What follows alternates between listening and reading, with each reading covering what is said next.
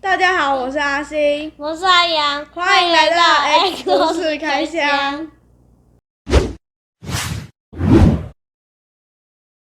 之前我们曾经要介绍过哆啦 A 梦的科学大冒险、前进月球勘察号，还有哆啦 A 梦科学任意门、未来生活梦想号。那今天我们要跟大家介绍一部哆啦 A 梦的新作品。那我们一样是请到科学教育专家，刚好也是我爸的科学 X 博士。各位朋友，大家好啦！我是科学 X 博士，刚好也就是他们两个的爸爸啦。今天我们要跟大家介绍同样是哆啦 A 梦科学任意门的一个新的作品，叫做《代步工具与交通》。那我想要问一下你，那这些故事都不是新的，你以前不是应该都看过了吗？为什么现在还要再看一次？对，这个我们在这个哆啦 A 梦这几本书的系列里面其实它故事都不是新的故事，像我们每年可能会看到一些新的哆啦 A 梦的剧场版但是这里面的故事的确是一些把哆啦 A 梦的旧的作品重新集结之后再出版的故事书。但是呢，它比较特别的地方是在什么地方跟这两本刚刚说的《前进月球勘察号》跟这个另外一本《未来生活梦想号》是一样的。它在每一个章节之后都会有一个解释。什么样的解释呢？我们都知道哆啦 A 梦是从哪边来的机器人未来。对，所以在我小时候看到这些故事的时候，哆啦 A 梦可能告诉我们说，他从未来带了什么样代表科学的道具，带了什么样可以帮我们人类过得更生活的一些工具。但是呢，在这里面我们这些书它会很特别的花了一些章节，告诉我们说这些工具、这些道具到底用什么样的科学原理把它实现。所以这是我认为它是一本非常适合亲子一起看的书。因为我们当爸妈的最怕什么？爸爸，飞机为什么会飞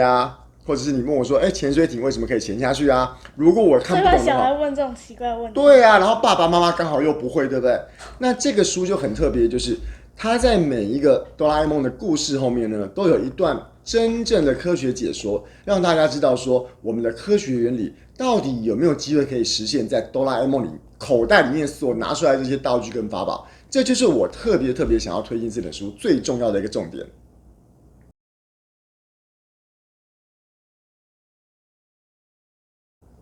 好啦，刚刚有说到哆啦 A 梦是从未来来的机器人嘛，所以他在故事里面拿出了很多从未来所带来的法宝，从未来所带来的一些装备。可是呢，因为随着时代的进步里面有很多这些我们可能以前觉得是想象的科学的一些道具跟装备，在其实现代都已经实现了。所以阿阳，我问你你有没有在书里面看到哪些东西本来觉得是还没有实现的，但是在现在的生活中却已经实现了？自己会开的车子。对我们现在距车子可能还没有完全100%自己就会开，对不对？可是它已经越来越接近我们今天想要看到这个自己会开的车子的世界了。那阿星，我问你一下啦，我们常常说这个车子，不管是说自动驾驶也好，或者是辅助驾驶也好，你觉得人要开车，我会在路上开车，人可以开车需要哪些的技术才有办法可以开车需要方向感好或是视力好。对，比如说你刚刚说的方向感，我至少知道哪边是东边，哪边是西边，然后东南西北都要认识，这样我需要有辨别方向的能力，我才能开车。还有说我视力不能太差考驾照要检查视力嘛。如果我今天视力不好的话，那是不是就没办法做驾驶这个动作啦？所以我们刚刚说，今天这本书有很清楚告诉我们说，就单就自己会开的车子这件事情来讲它其实融合了非常多的知识。比如说第一个，刚刚你说的车子需要有辨别自己方向的功能，它需要知道自己现在前面是东边还是前面是西边，这是一个辨别方向的功能，这个很重要。还有呢，车子里面是不是需要有一些镜头，有一些摄影机，就像人的眼睛一样，人的眼睛够好才能够辨识这周围的环境，那环境看得够清楚，我开车才会安全所以这本书有一个很大的特色，是我觉得很重要的一点是，它把一些我们看似简单、看似容易、看似好像从未来很清楚可以实现的一个梦想，清楚的告诉我们说，不，一日之所需，百公司为备，这句话是不是这样说的啊？同样想要实现一个自动驾驶的梦想，它中间所涵盖的技术可能有包括了定位，包括了导航，包括了影像识别，包括了今天车子想要跟前车后车取得距离这种雷达技术等等的，它通通把它整理起来。它也是告诉你说，为什么我们今天一样技术要产生，需要有这么多不同的专长，这么多不同的专家，变成一台车，才能让这个技术可以顺利的完成。这就是这本书我觉得一个非常珍贵的地方，是他把这方面在知识，在大人怎么样把这个知识教给小朋友的过程中传达的非常好，整理的非常的清楚的地方。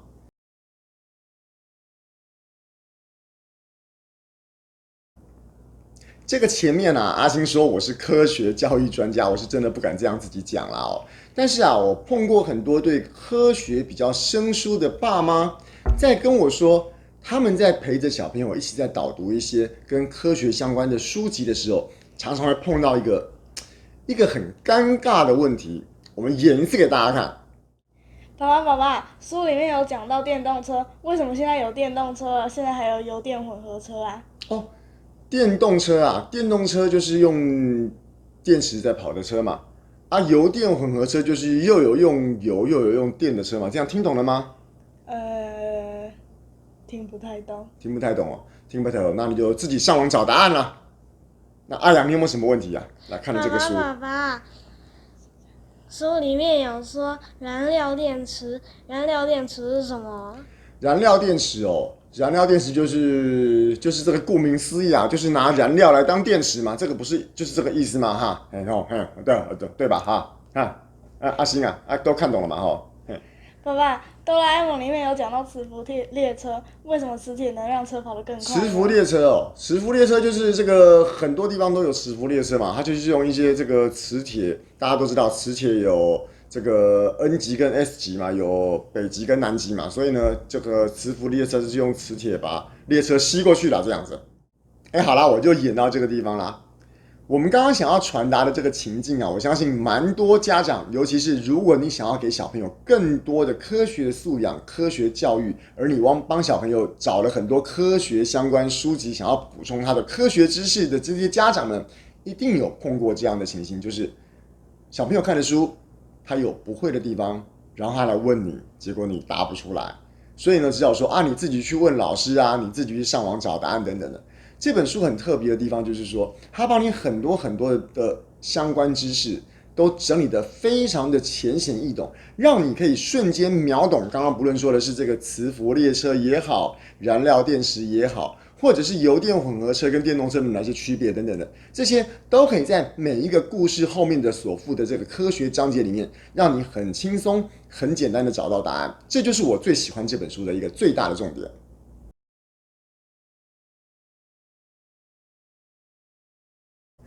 这本书啊，我还觉得有一个很有趣的地方啊，它所提供的除了是科学的知识之外，它真的有透过这本书的编排方式，可以真正提供小朋友想要学习科学的动机，真的让大家会对科学产生兴趣。我举个例子来说好了，阿阳啊，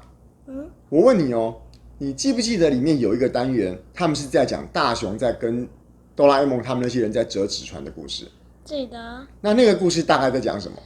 大雄他们在折一个人可以坐上去的纸船，然后把它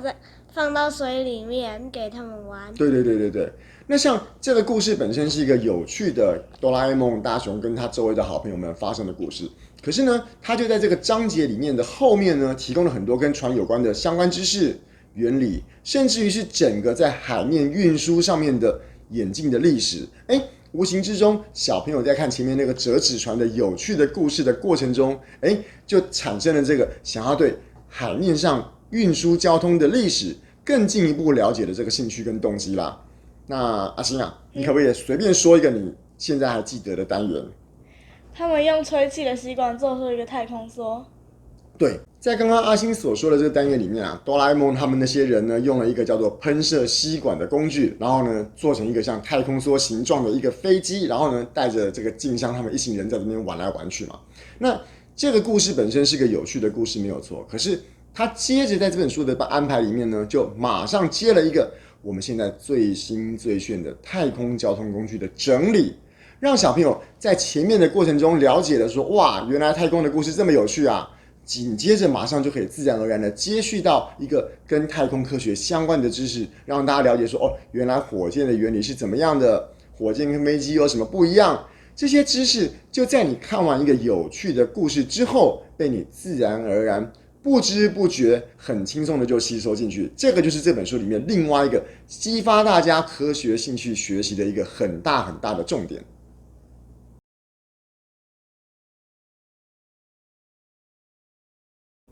好了，我们今天这本《哆啦 A 梦科学任意门》代步工具与交通就差不多跟大家介绍到这个地方啦。如果你真的对交通工具或者对哆啦 A 梦有兴趣的朋友们，我真的非常强烈的建议这本书。那我们前面呢也有说到，我们之前还有其他的说书影片讲到哆啦 A 梦的科学大冒险、前进月球、勘察号，还有哆啦 A 梦的科学任意门、未来生活梦想号。那如果有兴趣的话呢，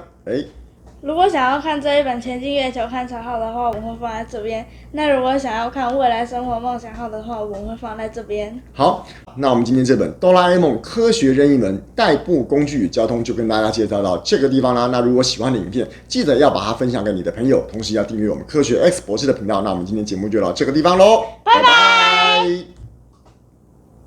好了，可以啦。